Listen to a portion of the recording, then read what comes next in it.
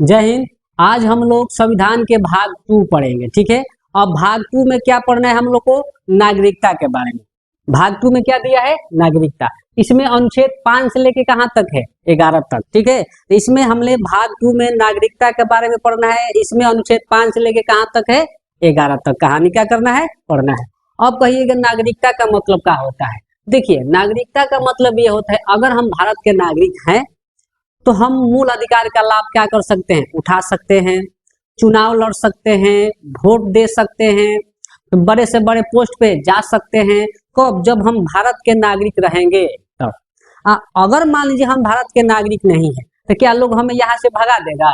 नहीं। अगर हम भारत के नागरिक नहीं है तो यहाँ से लोग हमें भगाएगा नहीं, पर ये सब चीज का लाभ हम नहीं उठा सकते हैं। कब? जब भारत के नागरिक नहीं रहेंगे तब। जब भारत के नागरिक अगर नहीं रहेंगे तो ना हम चुनाव लड़ सकते हैं, ना वोट से क्या कर सकते हैं? दे सकते हैं, और ना हम मूल अधिकार का लाभ उठा सकते हैं। ये सब चीज हम नहीं कर सकते हैं, ठीक है। फिर हम आपसे एक बार कहेंगे, आप शुरू से अंत तक मेरा वीडियो देखते रहिए। आपको 1% रटने की जरूरत नहीं, पूरा एक बार वीडियो देखिएगा, सारे दिमाग में आपको क्या होगा? फिट हो जाएगा, ठीक है। चलिए तो हम लोग स्टार्ट करते हैं। इसमें अनुच्छेद कहाँ से कहाँ तक? 5 से लेके कहाँ तक पढ़ना है? 11 तक। तो सबसे पहला हम लोग पढ़ेंगे अनुच्छेद 5। अनुच्छेद 5। तो अनुच्छेद 5 में क्या है? नागरिकता का परिभाषा। नागरिकता का परिभाषा ये कहाँ है? अनुच्छेद 5 में। अब कहिएगा परिभाषा का मतलब क्या?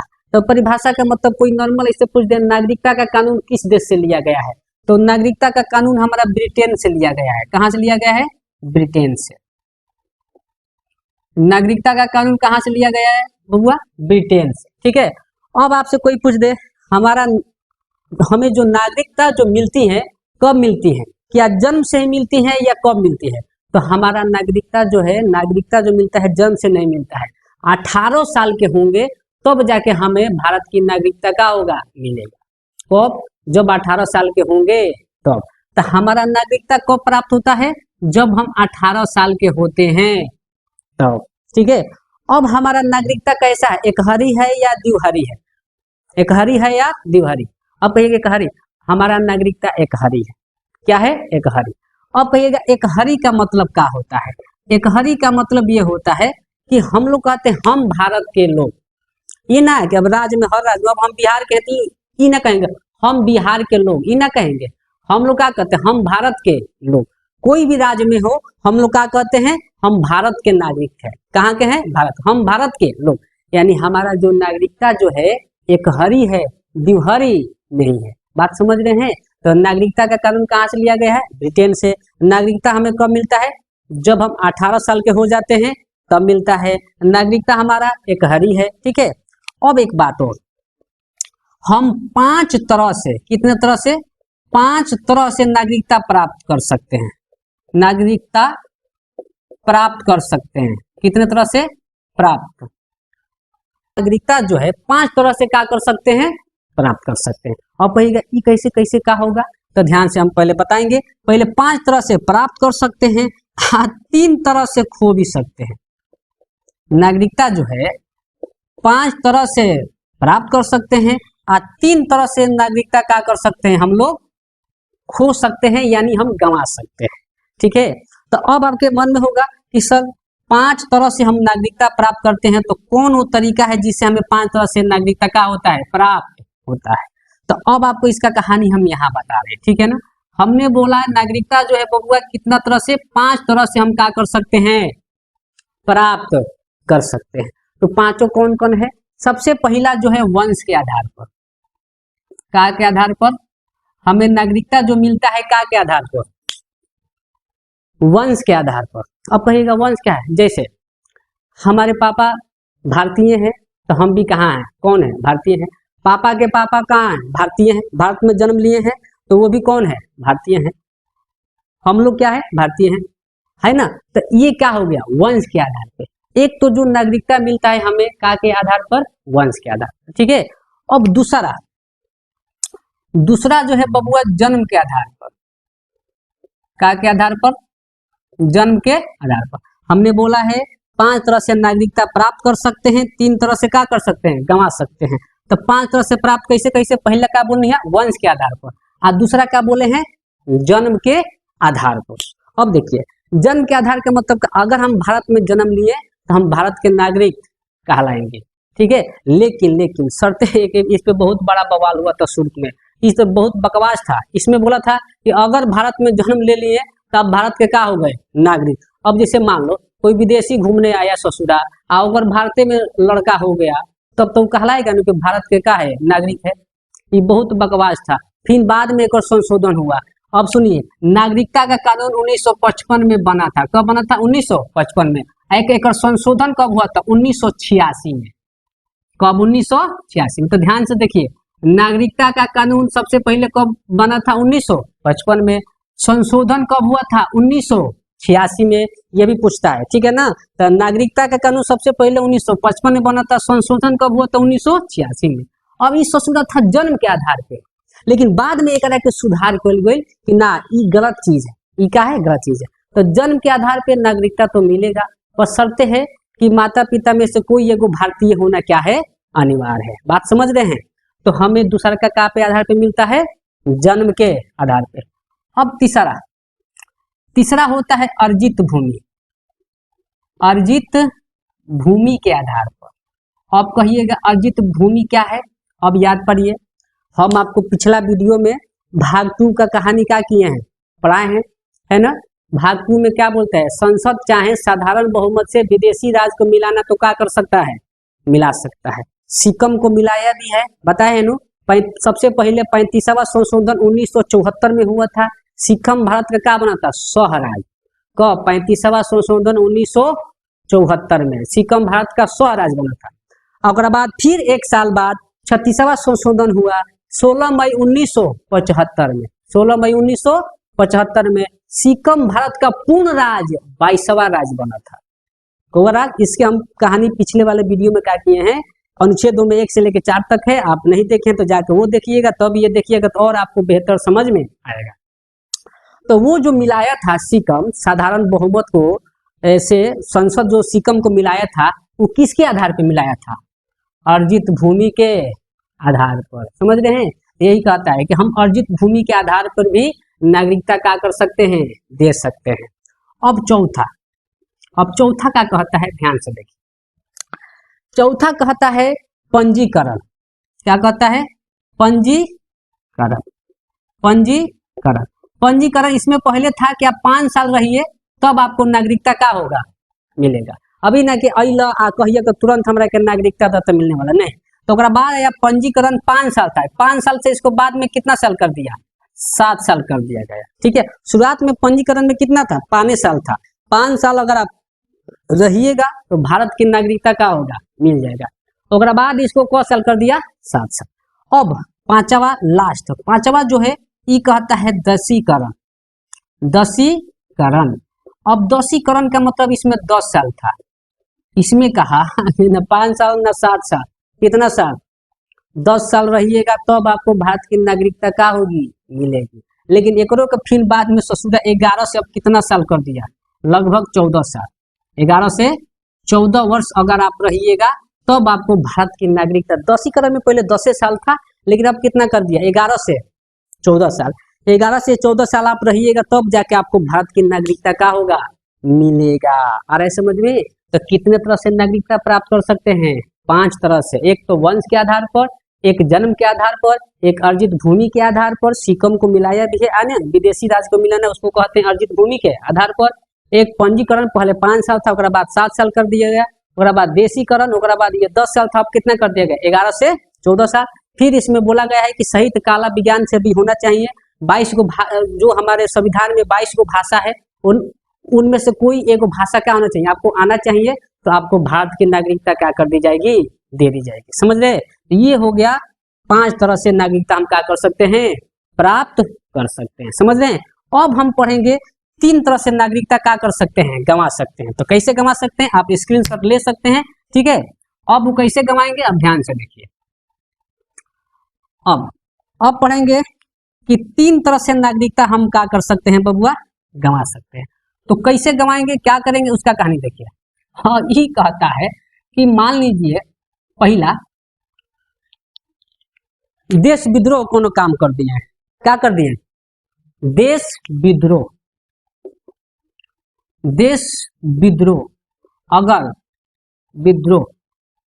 अगर देश विद्रोह कोनो काम कर दिए तो आपको नागरिकता का कर ली जाएगी, छीन ली जाएगी। नागरिकता आपको का कर दिया जाएगा, समाप्त कर दिया जाएगा।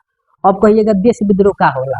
अब जैसे मान लो हिंदुस्तान और पाकिस्तान जोड़े लड़ाई भइल बा, आ पूरा गोली बंदूक चलता दोनों ओर से, आ तू जाके ससुर लागो पाकिस्तान जिंदाबाद करे, तो पहले बताओ तरह के का करे चाहिए? पहले ओकरा के छोड़, पहले तोहरे के तोप से उड़ा दे ससुरा। होना चाहिए कि नहीं होना चाहिए? समझ रहे मेरे बात को? तो अगर आप देश विद्रोह काम कीजिएगा तो आपको नागरिकता का कर दी जाएगी, समाप्त कर दी जाएगी। अरे समझ में? तो पहला क्या कहता है, अगर देश विद्रोह कीजिएगा तो आपका देश विद्रोह कोनो काम कीजिएगा तो नागरिकता आपको क्या कर ली जाएगी, समाप्त कर ली जाएगी। अब इसमें दूसरा क्या कहते हैं, अगर आप पागल हो गए, क्या हो गए, पागल हो गए, अगर आप पागल हो गए तब पर भी आपको नागरिकता क्या कर ली जाएगी, समाप्त कर दी जाएगी।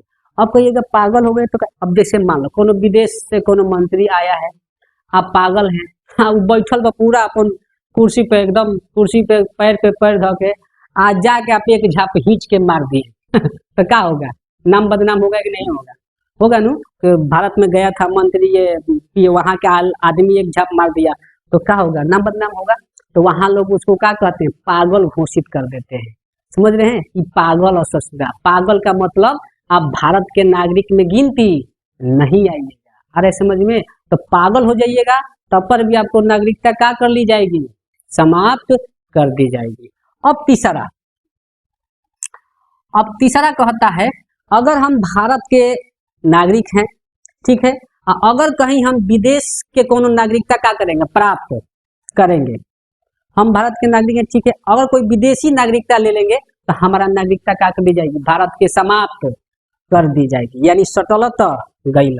अरे समझ में? तो अगर विदेशी राज का हम विदेशी कोनो विदेश का नागरिक लेंगे, हम नागरिकता अगर लेंगे तो हमें भारत की नागरिकता क्या कर ली जाएगी, समाप्त कर दी जाएगी। बात समझ रहे हैं? तो ये तीन तरह से हमारा अगर तीन तरह का कारण हुआ तो हमारा नागरिकता क्या होगा, समाप्त हो जाएगा। ये था अनुच्छेद 5 नागरिकता का क्या था, परिभाषा। देखिए एक तो बात हम आपसे जरूर कहेंगे, आप ईमानदारी से पढ़िए, सच्चे मन से मेहनत कीजिए, आप सफल जरूर बनिए, आप सफल जरूर बनिए। नहीं तो बिना सफल लोगों की जो जिंदगी है ना, एक फुटबॉल की तरह हो जाती है। जो भी आएगा एक शूट, आज जिसको ससुरा नहीं भी मारना होगा वो एक शूट क्या करता है, मारता है। इसलिए मेरे भाई सफल होना बहुत जरूरी है।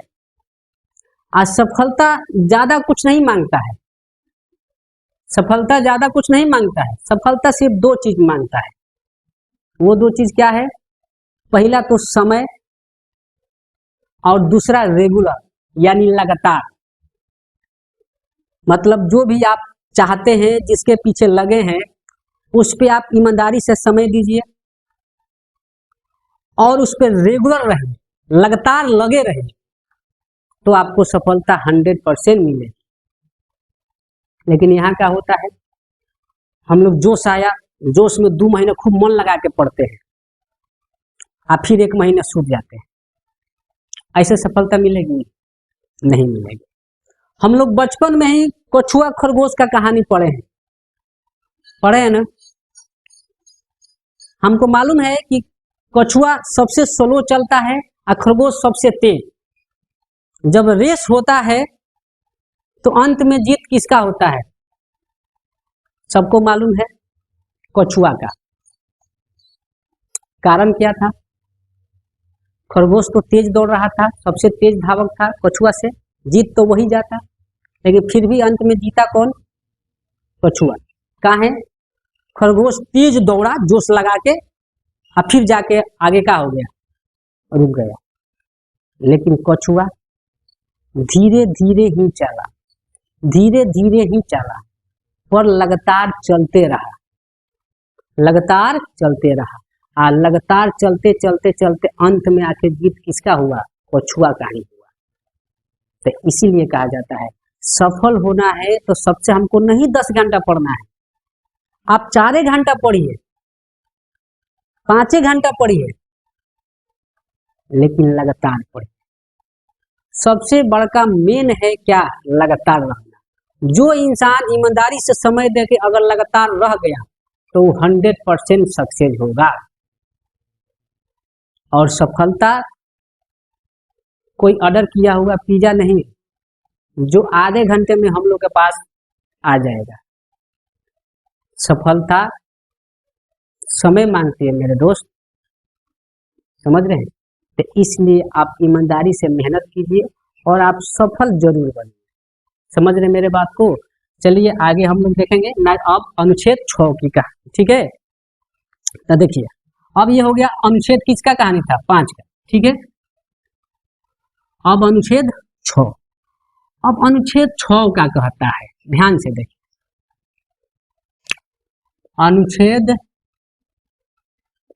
6, अनुच्छेद 6 जो है 6 ये कहता है, ये 6-7 को उतना फेमस नहीं लेकिन पढ़ना है कि 6 कहता है पाकिस्तान से आए लोगों की नागरिकता। अब कहा पाकिस्तान से आए लोगों की नागरिकता क्या था? जब बंटवारा हो रहा था तो बंटवारा के बाद कुछ पाकिस्तान में जो लोग थे उनको लगा कि ना भैया पाकिस्तान से अच्छा कौन है? हिंदुस्तान। तो उनको लगा कि ना हमारा यहाँ अच्छा नहीं है, हम कहाँ जाएंगे? हिंदुस्तान। तो अनुच्छेद 6 जो है ये क्या कहता है? पाकिस्तान से आए लोगों की नागरिकता। पाकिस्तान से आए लोगों की नागरिकता, लेकिन इसमें एक परमिट डेट रखा गया था। क्या रखा गया था? Permit date. परमिट डेट क्या था? 19 जुलाई 1948। परमिट डेट क्या था? 19 जुलाई 1948। इसका मतलब ये था अगर इससे पहले आप आ गए, अगर इससे पहले आप पाकिस्तान से भारत आ गए तो आपको कोई दिक्कत नहीं, आप आके रहिए। लेकिन इसके बाद अगर आप आइएगा 19 जुलाई 1948 के बाद अगर पाकिस्तान से आप हिंदुस्तान आ रहे हैं तो आपको नागरिकता तो मिलेगा। हम लोग तो भैया निर्दयी है नहीं, हम लोग किसी को बुरा ना सोचते हैं ना कभी बुरा करते हैं, आ रहे हैं ना समझ में? तो आपको नागरिकता हम देंगे, गलती तो किए हैं लेकिन हमारा दिल बड़ा होता है, हम नागरिकता आपको क्या करेंगे? देंगे। बस शर्तें हैं कि 6 माह आपको क्या करना पड़ेगा? एक फॉर्म पे साइन करके क्या करना पड़ेगा? रहना पड़ेगा, तब जाकर आपको नागरिकता क्या करेगा? मिलेगा।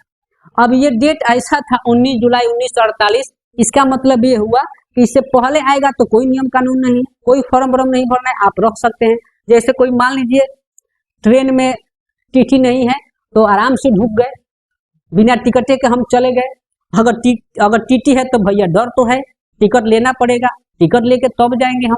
बात समझ रहे हैं? तो वही तरीका है। अगर 19 जुलाई 1948 से जो पहले लोग आया उसको कोई नियम कानून नहीं, आप आके रह सकते हैं।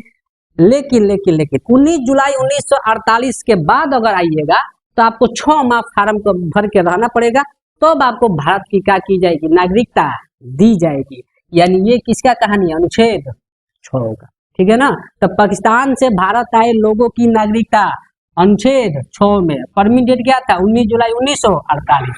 कितना दिन रहना पड़ता था पहले? 6 माह। तब आपको भारत की नागरिकता क्या करेगी? मिलेगी। अब पढ़ेंगे हम लोग अनुच्छेद 7। अनुच्छेद किसका कहानी पढ़ेंगे अब हम लोग? 7। तो अब 7 का कहता है, अब 7 कहता है भारत से पाकिस्तान गए लोगों की नागरिकता, लोगों की नागरिकता। अब कहिएगा इका है, भारत से पाकिस्तान गए लोगों की नागरिकता। अब इका, अब देखिए जब बंटवारा हो रहा था इसमें डेट था 1 मार्च 1947। जब बंटवारा हो रहा था तो कुछ भारतीयों के लगा कि हिंदुस्तान से ज्यादा अच्छा कहाँ रहेगा? पाकिस्तान में। तो उस ससुरा अभी 1 मार्च 1947 के बाद क्या कैला? अभी तो हमारा आजाद कब हुआ था मालूम है नू? कब? 15 अगस्त 1947 में। ये कब का बात हो रहा है? 1 मार्च 1947, यानी आजादी से पहले ही कुछ भारतीय जो है कहाँ चले गए? पाकिस्तान। उनको लगा कि हिंदुस्तान से अच्छा कहाँ रहेगा? पाकिस्तान। वो आजादी से कुछ समय पहले ही ससुरा कहाँ चला गया? सब पाकिस्तान। तो जब वो पाकिस्तान चले गए, अब जब वहां गए, अब वो ससुरा पाकिस्तान जो है अपना जो लक्षण दिखाया, अपना चाल जब चलने लगा, अपना असली औकात दिखाने लगा, तब भारतीयों को अफसोस होने लगा ना। कतनो है तो क्या है, मेरा देश महान। अरे समझ में, हमारा भारत जो है कतनो है अच्छा है, हमसे गलती हुआ है, हमें अपने घर क्या करना चाहिए? लौटना चाहिए, यानी अब लौट चले। समझ रहे हैं? तो भारतीयों को एहसास हो गया कि ये देश हमारे लिए नहीं है, हमारा देश हिंदुस्तान ही है। जो तब वो क्या किया बेचारा, 1 मार्च 1947 के बाद उन्होंने फिर कहाँ आ गए? भारत में आ गए कि हमसे गलती हुआ है, हम भारत में ही क्या करते हैं? रहना चाहते हैं। तो भाई हम लोग भारतीय हैं। आ रहे समझ में? अगर सुबह को, कैसे तो कहा जाता है कि सुबह को भूला हुआ अगर शाम को घर लौट आए तो उसको भूला नहीं कहते हैं। समझ रहे मेरे बात को? हम लोग बोले भैया ठीक है, गलती तुम लोग किए हो, लेकिन हम नागरिकता देंगे, पर आपको 6 माह क्या करना पड़ेगा? फॉर्म भर के रहना पड़ेगा, तब जाके आपको भारत की नागरिकता क्या होगी? मिलेगी। समझ रहे मेरे बात को? तो ये कहानी किसका था? अनुच्छेद 7 का। तो अनुच्छेद 7 का कहता है भारत से पाकिस्तान गए लोगों की नागरिकता, यानी वो 1 मार्च 1947 के बाद आजादी से पहले ही गई रहन, फिर वहाँ के अगर भारत में रहे के कोशिश कैलन तो उनको भी दिया कि तू भाई रहिएगा, बस शर्त है कि 6 माह आपको क्या करना पड़ेगा? रहना पड़ेगा। तो ये अनुच्छेद 6 और ये अनुच्छेद 7। अनुच्छेद 6 कहता है पाकिस्तान से आए लोगों की नागरिकता, अनुच्छेद 7 कहता है भारत से पाकिस्तान गए लोगों की नागरिकता। ठीक है ना? अब इसके आगे हम कहानी पढ़ेंगे। अनुच्छेद 7 तक पढ़ लिए, अब हम लोग पढ़ेंगे अनुच्छेद 8 की कहानी। किसका कहानी? 8। अब अनुच्छेद 8 क्या कहता है? अनुच्छेद 8 क्या कहता है? अनुच्छेद 8 कहता है अगर मान लीजिए कोई विदेश में है, कोई विदेश में है, ओकर लड़का उजे अगर हुआ, विदेश में ही लड़का हो गया, तो क्या ओकर लड़का के भारत के नागरिकता मिलेगा कि नहीं मिलेगा? मिलेगा, बस शर्ते ओकर माँ बाप का होना चाहिए? भारतीय होना चाहिए। अरे समझ में? तो अनुच्छेद 8 का कहता है विदेश में रह रहे लोगों की नागरिकता भी मिलेगा, बस शर्ते होकर माँ बाप का होना चाहिए? भारतीय होना चाहिए। समझ रहे मेरे बात को? तो विदेश में रह रहे लोगों की नागरिकता, इस कहानी कहाँ है? अनुच्छेद 8 में। आ रहे समझ में? ये अनुच्छेद 8 की कहानी है। अगर कोई विदेश में है, अगर बच्चा अगर वहां हुआ तो ओकरो नागरिकता मिलेगा, बस शर्ते ओकर माँ बाप क्या होना चाहिए? भारतीय होना चाहिए। ठीक है? देखिए, हम हमेशा कहते हैं कि अगर एक मोबाइल जो है ऐसा चीज है कि अगर आप इससे चाहें तो बहुत कुछ अच्छा सीख सकते हैं, न तो बहुत अच्छा भी बन सकते हैं और खराब भी बन सकते हैं। यहाँ जो मोबाइल का अच्छा यूज करेगा अच्छा बनेगा, सही यूज करेगा सही बनेगा। वो अलग बात है, यहाँ पर 95% लोग गलती यूज करते हैं। तो इसीलिए तो लोग कहते हैं कि शराब को तो लोग यही बदनाम करते हैं, शराब को तो लोग यूं ही बदनाम करते हैं, वरना नशा मोबाइल में भी कम नहीं है। बात समझ रहे हैं? तो ये मोबाइल का जो नशा है, सही चीज में अगर आप लगाइएगा तो आप बहुत जल्द कामयाब होइएगा। इसलिए हम यही कोशिश करेंगे कि आप इसको सही चीज में इस्तेमाल कीजिए, आलतू फालतू को वीडियो देख के अपना टाइम बर्बाद मत कीजिए। समझ रहे मेरे बात को? तो ये अनुच्छेद किसका कहानी था? 8 का। अब हम लोग पढ़ेंगे अनुच्छेद 9। अनुच्छेद 9। अब अनुच्छेद 9 का कहता है, अनुच्छेद 9 कहता है सटलत गैला, मतलब मान लो हम भारत के नागरिक है, अगर हम विदेश का कोई नागरिकता क्या करेंगे? ले लेंगे, तो हमारा नागरिकता क्या कर दी जाएगी? समाप्त कर ली जाएगी। जैसे अभी अक्षय कुमार है, भारत में है, लेकिन उस ससुरकार ने कहाँ के नागरिकता, ब्रिटेन के कहाँ के नागरिकता क्या किया है? लिया है। तो ओकर तो भारत की नागरिकता क्या हो गया होगा? समाप्त हो गया होगा। समझ रहे मेरे बात को? तो अनुच्छेद 9 कहता है अगर हम भारत के नागरिक हैं, अगर कोई विदेशी नागरिकता हम क्या करेंगे, ले लेंगे, तो हमारा नागरिकता क्या कर दी जाएगी, समाप्त कर दी जाएगी, यानी सटलत गईल। बात समझ रहे हैं मेरे? हाँ, ये अनुच्छेद किसका कहानी है, लिख सकते हैं सटलत गईल, सटलत सटलत गईल, समझ गिला सटलत गईल। अरे देखिए, आपको समझना है, रटंतु विद्या पढ़िएगा नहीं होगा, किताबी भाषा पढ़िएगा नहीं समझ में आएगा। आप ऐसा पढ़िए कि हमको डायरेक्ट माइंड में फिट हो जाए। हम कभी ना कहते हैं कि आप किताब से देख के रटिए, हमें हम पढ़ाना नहीं है, हमें सिखाना है, आपको आपको समझाना है, हमको आपको रिवाइज करवाना है, पढ़ाना थोड़ी। पढ़ने तो आप भी किताब खोल के पढ़ सकते हैं, बहादुरी काम है आप सिखा सके, उसको समझा सके, उसको रिवाइज करा सके, सबसे बड़का ये चीज है, ठीक है। तो अनुच्छेद 9 बड़ी पूछता है, अगर हम भारत के नागरिक हैं, अगर कहीं हम विदेशी नागरिकता ले लेंगे तो हमारा नागरिकता क्या कर दी जाएगी, समाप्त कर दी जाएगी। ये किसका कहानी है, अनुच्छेद 9 यानी सटलत गईल। अब हम लोग पढ़ेंगे अनुच्छेद 10। अनुच्छेद क्या पढ़ेंगे, 10। अनुच्छेद जो है 10 जो है ये क्या कहता है, ये कहता है कि आपका नागरिकता का कानून बना रहेगा, कोई नहीं छीन सकता। आपका नागरिकता का कानून बना रहेगा, कोई नहीं छीन सकता। कब तक, जब तक देश विद्रोह काम नहीं कर रहे हैं तब तक। ये बहुत जरूरी था, ये क्या था, बहुत जरूरी। और ना तो जानते हैं क्या करता है लोग, यहाँ जो मान लो अभी जिसका सरकार है, किसी का भी सरकार है, तो वो क्या करता, विपक्ष को नागरिकता क्या करता, समाप्त कर देता। और जब विपक्ष के नागरिकता समाप्त कर देता तो ना वो वोट, ना वो चुनाव लड़ता, ना वो वोट देता, अकेले लड़ो अकेले जीतो, हो जाता कि नहीं हो जाता। तो देखिए बात यही से कहते हैं कि संविधान अगर आप ईमानदारी से शुरू से अंत तक पढ़िएगा ना तो बहुत ही मजा आएगा, बात समझ लीजिए। तो देखिए कितना बेहतरीन तरीका से सब लिखा गया है, इसमें एक एक पॉइंट आपको समझ में आएगा अगर ईमानदारी से पढ़िएगा तो। इसमें भी देखिए 10 में क्या कहता है कि आपका नागरिकता का कानून कोई नहीं छीन सकता है, कब तक, जब तक देश विद्रोह काम नहीं कर रहे हैं तब तक, समझ रहे हैं। नागरिकता कोई नहीं छीन सकता, कब तक, जब तक हम देश विद्रोह काम नहीं करेंगे तब तक। देश विद्रोह काम नहीं करेंगे तब तक, आप समझ सकते हैं, बात समझ रहे हैं।